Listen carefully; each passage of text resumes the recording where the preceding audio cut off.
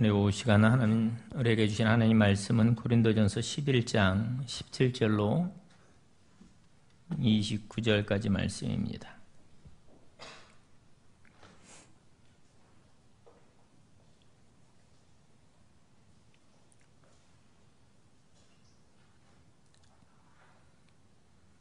고린도전서 11장 17절로 29절 말씀을 한 절씩 교독하고 마지막 29절은 한 목소리로 합독하겠습니다. 교독하고 29절 말씀 합독합니다. 내가 명하는 이 일에 너희를 칭찬하지 아니하나니 이는 너희의 모임이 유익이 못되고 도리어 해로움이라.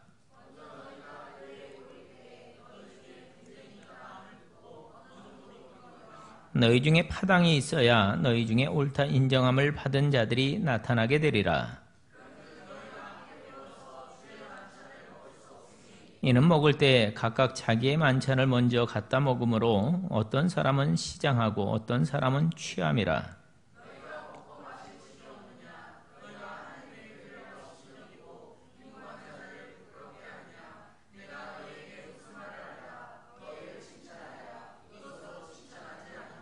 내가 너희에게 전한 것은 주께 받은 것이니 곧 주 예수께서 잡히시던 밤에 떡을 가지사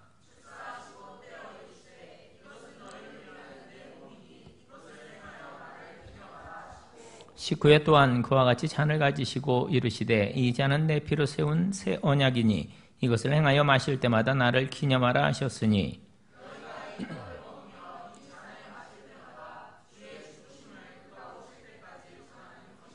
그러므로 누구든지 주의 떡이나 잔을 합당하지 않게 먹고 마시는 자는 주의 몸과 피에 대하여 죄를 짓는 것이니라.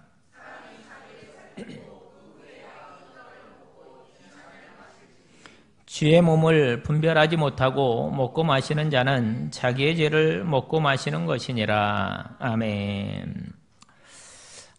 오늘 우리들은 11장에서 두 가지를 다루려고 합니다. 고린도전서를 쭉 우리가 살펴보고 있는데 오늘 두 가지를 이제 다루려고 해요. 첫 번째는 1절부터 이제 16절까지 나오는 이야기인데 이거는 좀 특이한 이야기입니다. 뭐 수건을 써야 되느냐 말아야 되느냐 뭐 이런 이야기예요. 그 다음은 17절부터 나오는 성찬에 대한 가르침입니다. 예배 중에 일어난 일 중에 하나인데 예배 중에 여인들이 수건을 써야 되느냐 말아야 하느냐 이거에 대한 문제를 이야기를 합니다. 짧게 정리하면 이런 거죠. 그 당시 여인들은 일종의 미덕이라고 할까요? 또는 순종의 표시라고 할까요? 예배 때 자신들의 머리, 특별히 이제 얼굴을 가리우고 수건을 쓴 후에 그렇게 이제 예배를 드리곤 했습니다. 그리고 딱 하면은 뭐가 생각나요? 천주교에서 미사 때 여인들이 수건을 쓰잖아요. 그걸 생각합니다. 그 지역의 관습이나 또는 유전일 수도 있습니다. 그런데 이게 어느 날부터인가 고린도 교회 그 여인들 가운데 수건을 걷고 예배하고 기도하고 또 예언하는 그런 사람들이 생기게 된 겁니다. 그러다가 이제 그걸 싫어하는 사람들과 마찰이 생겼어요. 마찰이. 그래서 예배의 질서에 대한 문제가 이제 드러난 겁니다. 예배 때 여인들이 수건을 써야 하나요? 아니면 쓰지 말아야 되나요? 여러분들은 어떻게 생각하십니까? 여러분 한 번도 안 쓰고 계시잖아요. 그렇죠? 써도 되고 안 써도 됩니다. 써도 되고 안 써도 돼요. 근데 결론부터 말씀드리면 사도 바울은 여인들이 교회 안에서 수건을 쓰고 예배하라 이렇게 이야기합니다. 물론 이게 옛날부터 지금까지 쭉 내려오는 얘기는 아니잖아요. 그 당시 그곳에 있었던 이들의 습관입니다. 습관. 그것을 설명하는 가운데 성부 하나님과 성자 예수님의 관계를 예로 들어서 남자와 여자에 대한 질서를 가르쳐주고 있습니다. 성부 하나님과 성자 예수님이 동등하신 것처럼 남자와 여자의 위치는 동등하지만, 남자와 여자의 위치에 있어서는 동등하지만 질서에 대해서는 서로의 역할을 또 차이를 인정하고 리더십에 관한 한 남성의 권위를 인정하는 것이 옳다라는 이야기를 해요. 이게 요즘 같은 시대 상황에서 제가 이런 얘기하기가 이게 굉장히 미묘합니다. 이 높낮이에 대한 이야기, 우월 또는 어떠한 열등에 대한 이야기가 아니라 그 당시의 질서에 대한 이야기라는 것을 여러분 기억하시고 오늘 말씀을 들을 수 있길 바랍니다. 이게 잘못 읽으면, 잘못 들으면요, 여인들은 굉장히 기분 나빠지잖아요. 그렇죠? 근데 남자들은 또 그래요. 별것 아닌데도 굉장히 또 어깨가 또 으쓱대지고 그럽니다. 그런 결과를 맞이할 수 있다는 거예요. 왜냐하면 중간에 이런 구절이 나와요. 여러분 3절을 보면, 3절 중간의 말씀을 보면 각 남자의 머리는 그리스도요, 여자의 머리는 남자요, 그리스도의 머리는 하나님이시라 하는 말씀이 나옵니다. 그래서 이게 높낮이에 대한 것으로 설명되면 하나님이 있고 그리스도가 있고 남자가 있고 여자가 있고 이렇게 이해할 수가 있게 된다는 거예요. 하지만 그렇지 않습니다. 그렇지 않아요. 그리고 오늘 본문 바울의 이 삼위일체에 대한 가르침을 이렇게 묵상해 보면 남자와 여자의 높낮이 이야기하려는 것이 아니라 역할의 차이를 이야기하려고 한다는 것을 우리가 알 수가 있습니다. 역할의 차이. 그 삼위 하나님이 서로 복종하고 서로 존중하되 아버지의 뜻이라는 이 질서를 따르셨던 것처럼 남성과 여성은 동등하게 창조되었고 각각의 그 역할과 기대대로 복종하고 존중하지만 질서의 측면에서는 남성의 리더십이 인정되어야 된다. 이런 이야기를 하고 있는 거예요. 그럼 지금 시대 같지 않게 과거에 여러분 연세 드신 분들 보면 옛날에 60년대, 70년대 이때만 생각해도 우리 가부장적 사회였잖아요. 그렇죠? 가정이었고 그렇다는 거예요. 그러니 2000년 전에는 또 그 과거에는 이스라엘 백성들 출애굽할 때는 여인들이 숫자의 계수가 됐어요? 안 됐어요? 안 됐습니다. 안 됐어요. 그런 시대, 그러니까 그 2000년 전에는 남성이 무조건 리더십을 발휘해야 되는 그런 시대였다라는 것을 염두에 두시고 들으시라는 거예요.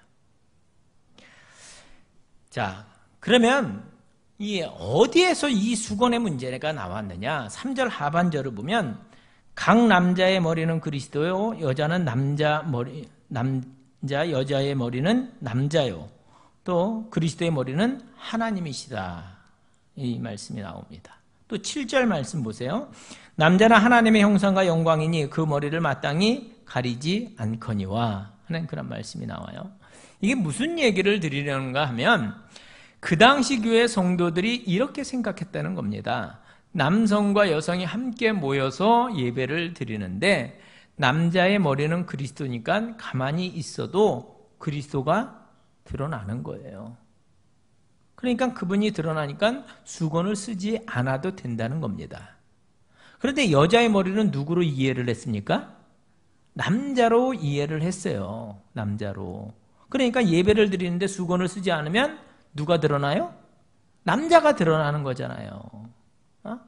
그러니까 마땅히 예수 그리스도가 드러나야 되니까 수건을 쓰라는 겁니다. 왜요? 사람이 아니라 하나님의 영광만 드러나도록.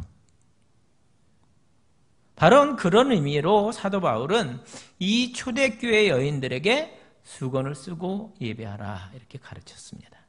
하지만 이게 오늘날까지 시대를 초월해서 이게 적용되는 진리는 아니니까 크게 이렇게 주목할 필요는 없다고 이렇게 생각하셔도 된다라는 겁니다. 어쨌든 우리가 고린도전서 11장에 이 내용이 나와서 간략하게 이 내용에 대해서 설명을 드리는 거예요. 자, 그리고 나서 우리가 오늘 본격적으로 묵상하려고 하는 것은 성찬에 대한 사도 바울의 가르침입니다. 여러분, 오늘 본문이 굉장히 중요한데 그 이유는 여러분 이 말씀이 복음서에 나오는 예수님의 성찬에 대한 가르침 외에 유일하게 나오는 성경상의 본문이기 때문에 그렇습니다. 다른 데 성찬은 이 복음서 말고는 성찬에 대해서는 이 고린도전서에서만 나옵니다. 과연 그리스도인들은 모일 때마다 행했던 이 성찬에 대해서 무엇을 알아야 하고 또 어떤 태도로 우리가 성찬을 받아야 하는 것이 옳으냐. 우리도 올해부터 매월 첫 주에 성찬식을 행하고 있습니다. 그래서 성찬식을 어떻게 행해야 되느냐 하는 것을 오늘 말씀을 통해서 또 다시 한번 생각하는 귀한 시간이 될 수 있길 바랍니다.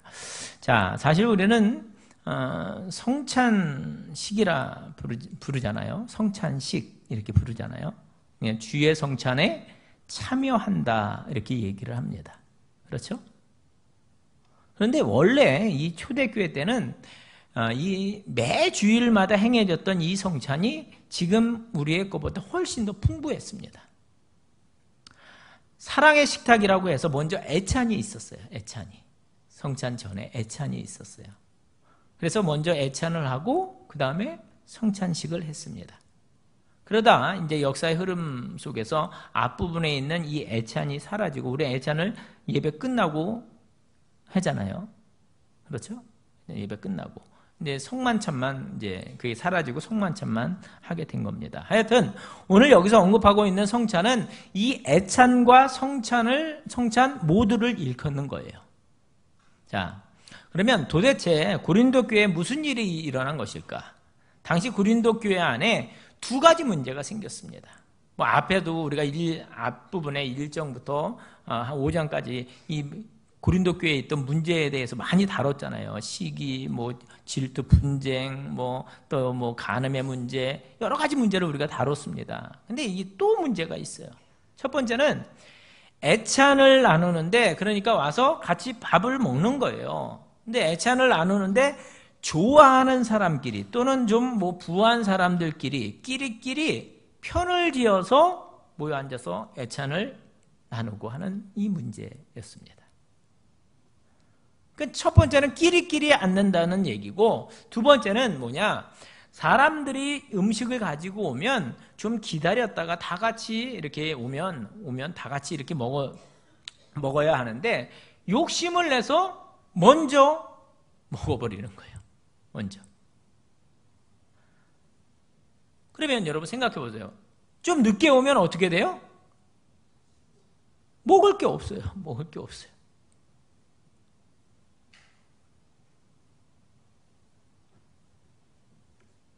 먹을 게 또 부족해지고. 그러니까 그걸로 인해서 불평과 원망이 시작이 된 겁니다. 이해가 되시죠? 여러분, 우리 예배 마치고 뒷정리하고 식당에 이렇게 내려갔는데 밥이 없대요. 밥이 없대요. 막 시험 드는 거죠. 나는 교회 이거 뭐 보느냐고 이렇게 헤매서 늦게 내려갔는데 밥도 안 남겨놔. 시험 드는 거예요. 그러니까 바울이 막 꾸짖는 겁니다. 17절 말씀 보세요. 내가 명하는 이 일에 너희를 칭찬하지 아니하나니 이는 너희의 모임이 유익이 못되고 도리어 해로움이라. 여러분 벌써 분위기가 심상치 않죠. 18절 19절에 문제가 드러납니다. 먼저 너희가 교회에 모일 때 너희 중에 분쟁이 있다함을 듣고 어느 정도 믿거니와 너희 중에 파당이 있어야 너희 중에 옳다 인정함을 받은 자들이 나타나게 되리라. 그럼 이게 무슨 뜻입니까? 분파와 분쟁이 있었다는 거예요. 마음 맞는 사람들끼리 맨날 먹는다는 겁니다. 친한 사람들끼리 밥 먹는 거예요. 그러면서 파당이 생겼어요. 파당. 물론 여러분 저도 여러분도 이렇게 경험해 보셨겠지만 편한 사람끼리 이렇게 밥을 먹는 게 훨씬 더 편하잖아요. 그렇지 않아요? 불편한 사람하고 같이 밥 먹으려면 이거 힘들잖아요. 그렇지 않습니까? 그런데 사도 바울은 뭘 얘기하느냐? 맨날 그러지 말라는 거예요. 맨날. 여러분, 제가 이 말씀을 준비하면서 우리 교회를 떠올려 봤습니다. 우리 교회를. 우리 교회는 인원이 많지 않으니까 이렇게 서로 인사하고 익숙한 자리에 앉아서 이렇게 식사하고 그래요. 그렇죠? 대부분 다 인사하잖아요. 얼굴 다 보고. 그렇죠? 그런데 교회에 뭐 새로운 분이 오시거나 앞으로 뭐 교회가 성장해서 많은 분들이 이렇게 모일 때 매 주일 맨날 자기 아는 사람들끼리만 그냥 이렇게 모여 앉아가지고 식사를 하는 것은 결코 성숙한 행동이 아니라는 사실을 우리 함께 기억하도록 하겠습니다. 물론 그럴 수 있어요. 그럴 수 있죠. 근데 다른 사람들을 외면하면서까지 자기들끼리 똘똘 뭉쳐있는 것은 결코 옳지 않다는 겁니다. 끼어들 자리가 없어요. 끼어들 자리가. 그런 상황이 되어서는 안 된다는 거예요. 여러분, 주일에 뭐 잘 모르는 분이나 또는 뭐 친하지 않은 분들이 이렇게 지나가시면 인사도 하고 또 소개도 하고 그러시기 바랍니다. 지금 초대교회, 특별히 이 고린도 교회 성도들이 끼리끼리 그랬어요. 끼리끼리. 그래서 사도 바울이 지금 뭐 하고 있는 거예요? 혼내고 있는 거예요. 혼내고 있는 거예요. 자, 두 번째 문제는 21절과 22절인데 한번 보겠습니다. 이는 먹을 때 각각 자기의 만찬을 먼저 갖다 먹으므로 어떤 사람은 시장하고 어떤 사람은 취함이라. 너희가 먹고 마실 집이 없느냐? 너희가 하나님의 교회를 업신여기고 빈궁한 자들을 부끄럽게 하느냐? 내가 너희에게 무슨 말을 하랴? 너희를 칭찬하랴? 이것으로 칭찬하지 않노라. 먼저 온 사람들이 음식과 포도주를 다 먹은 거예요. 자기 배부르고 막 이렇게 포도주를 많이 먹어가지고 막 취해 있고 그러는 거예요. 근데 자연히 늦게 온 사람들은 배고픈 거예요. 배고픈 거. 그래서 사도 바울이 또 꾸짖는 겁니다. 너희가 먹고 마실 집이 없느냐? 너희가 하나님의 교회를 업신여기고 빈궁한 자들을 부끄럽게 하느냐? 여러분, 그렇습니다. 교회 안에서 어떤 이가 성숙한 분이냐? 그럼 틀림없습니다. 자꾸 남을 주는 이들이 성숙한 사람이에요. 남들을 잘 배려하고 이런 분들이 성숙한 분들입니다. 반대로 남들이 먹었거나 안 먹었거나 상관없이 그냥 나만 먼저 먹고 내가 집에 가지고 갈 것부터 싸는 사람은 성숙한 분이라고 할 수 있겠어요? 잔치집 가면 옛날에는 뭐 봉송이라고 그랬나요? 이게 싸가지고 내 먹을 것도 또 두 번째예요. 집에 있는 뭐 그 손주들 갖다 준다고 봉송 이렇게 싸가지고.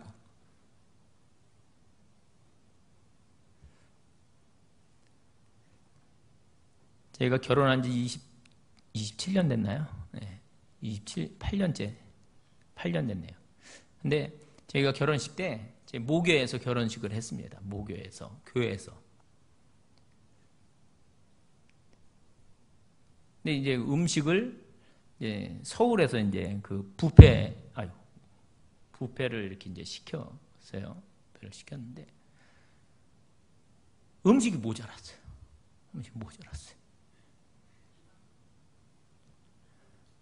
그래서 나중에 이게 차로 거기 시골이니까 시내 그때 당시에는 식당이 없었어요. 그 동네에. 남양이라고 하는 지금 남양 화성시청 있는 그쪽으로 가가지고 식사를 대접을 했습니다. 근데 나중에 잔치가 다 끝나고 났는데 동네 분들이 접시를, 그때 뷔페 접시 있잖아요. 접시를 막 가지고 오시는 거예요. 다 싸가지고 집이 가까워요.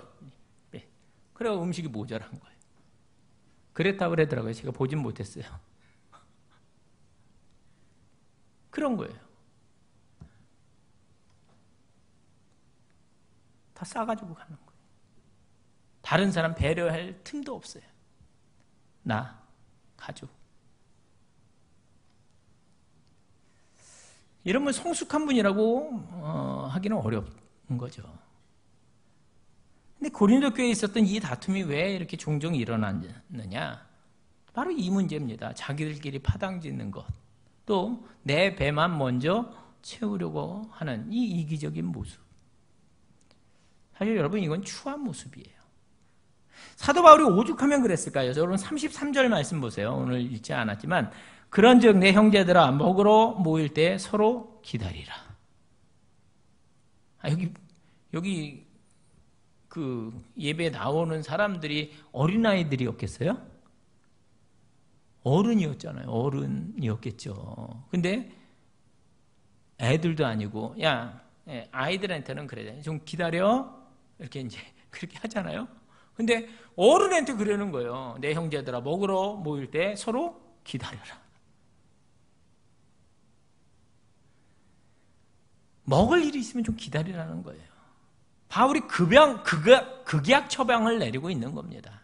야 아직 먹지 마. 그거 뭐예요? 우리 강아지 키우는 분들 잘 알잖아요. 먹지 마.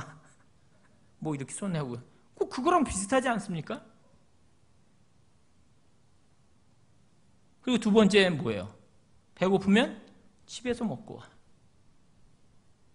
이렇게 얘기하고 있는 거예요. 이렇게. 그럼 오늘 본문이 그 얘기입니다. 34절. 만일 누구든지 시장하거든 집에서 먹을지니. 무슨 얘기예요? 집에서 먹고 오라는 겁니다. 이는 너희의 모임이 판단받는 모임이 되지 않게 하려 함이라. 혹 너 그렇게 배고프고 먹는 게 중요하다면 집에서 먹고 와라. 야 먹는 걸로 파당 짓고 서운해하고 또 그걸로 다툼이 일어나고 다른 사람 상처 주고 그러려면 차라리 그냥 먹고 와. 이 얘기예요. 교회는 남들 배려하고 또 가난한 사람들 좀 기다려주고 배고픈 사람들 그들부터 챙겨주는 것이 옳다. 이게 사랑의 식탁에 대한 꾸짖음과 가르침입니다.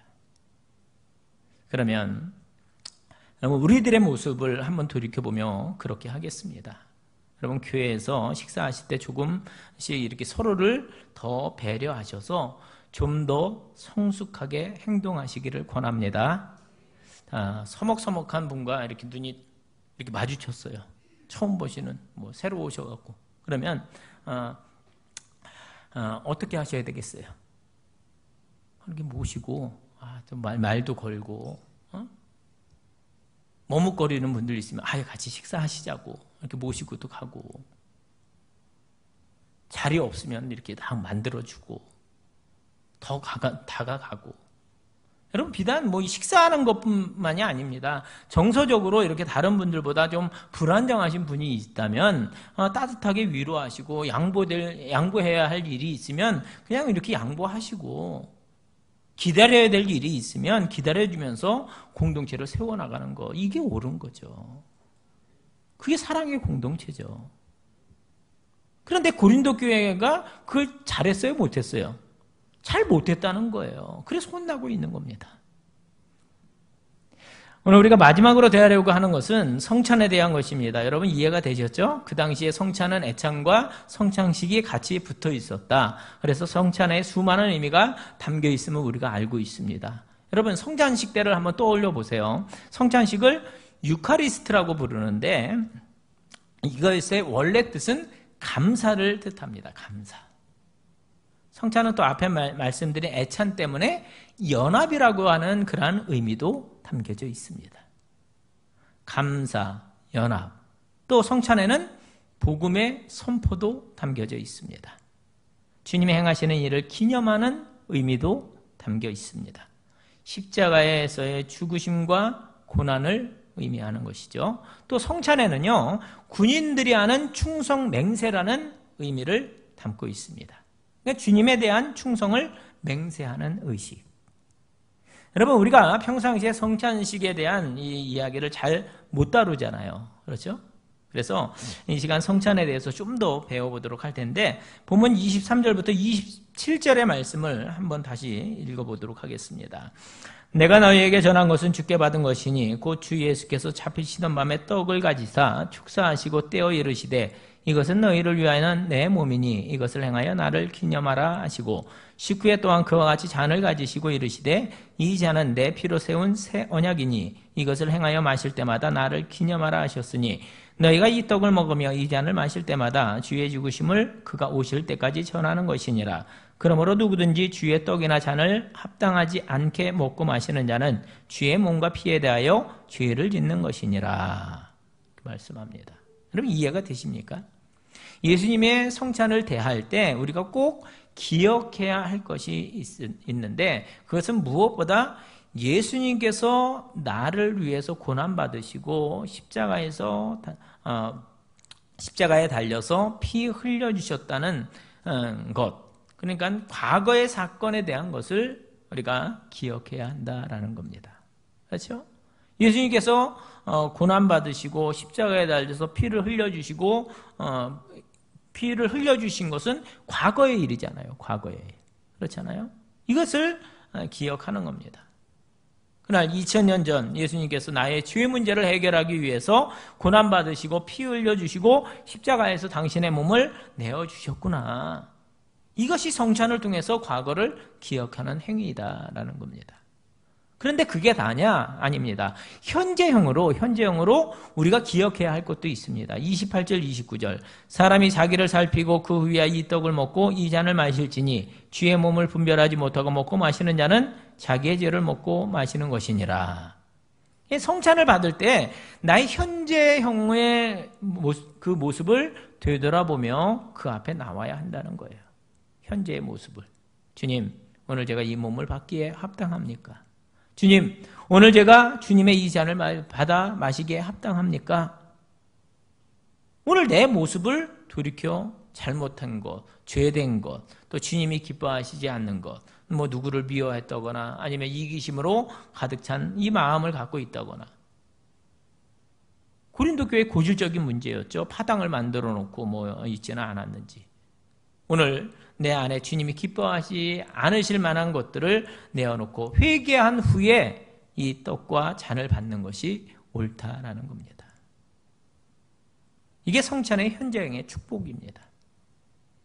그리고 나서 이제 앞으로 변화된 모습으로 사는 거죠. 미래형이라고 할 수가 있습니다. 26절. 너희가 이 떡을 먹으며 이 잔을 마실 때마다 주의 죽으심을 그가 오실 때까지 전하는 것이니라. 여러분, 성찬을 받았으면 나가서 주님의 그 죽으심을 다른 이들에게 전하는 삶을 살라는 겁니다. 언제까지요? 언제까지요? 주님이 오실 때까지. 그러므로 여러분 기억할 수 있길 바랍니다. 성찬은 주님, 저를 위해 죽으셨군요. 감사합니다.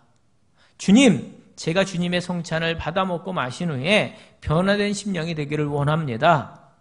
여기에 그치지 않고 언제 끝나는가 하면 성찬을 받은 우리가 성도의 삶의 자리로 나아가 주님의 죽으심을 주님 다시 오시는 그날까지 어떻게 하는 거예요? 전하는 데까지. 여기가 성찬이라는, 이것이 성찬이다라는 겁니다. 그러니까 주일 성찬식 시간에 잠깐 떡 먹고 마시고 빵과 피를 마시고 감사합니다. 이게 끝이 아니라 과거의 그 십자가의 은혜, 오늘의 은혜, 또 미래의 은혜, 이 세 가지 시제를 다 기억하고 다 담아야 한다는 거예요.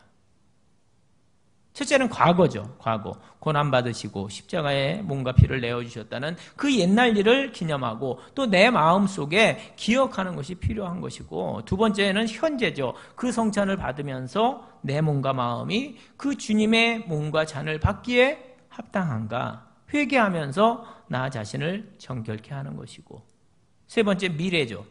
나아가서 이제는 그 죽으심을 주님 다시 오실 때까지 다른 이들에게 전하는 것까지가 뭐라고요? 성찬이다. 여러분 포인트를 이해하셨죠? 이 모든 것이 포함되어야 성찬이 완성이 되는 것이다 라는 겁니다. 우리가 매달 첫 번째 주일에 성찬을 합니다. 그때 이 말씀을 여러분 꼭 유념하시기 바랍니다. 과거, 현재, 미래. 자, 결론입니다. 사도 바울은 이 고린도 교회에 있는 예배의 무질서에 대해서, 성찬의 무질서에 대해서 훈계를 하고 있습니다. 단순히 여인들이 수건을 쓰는 것뿐이겠습니까? 그 순종의 태도가 예배 전반에 흘러야 되는 것이 맞는 것이죠. 그리고 성만찬에 대한 잘못을 기억하고 몇 가지 고질점들을 제안한 후에 또 성찬의 깊은 의미를 우리들에게 말씀해 주고 있습니다. 성찬의 세 가지 시제를 함께 기억하겠습니다.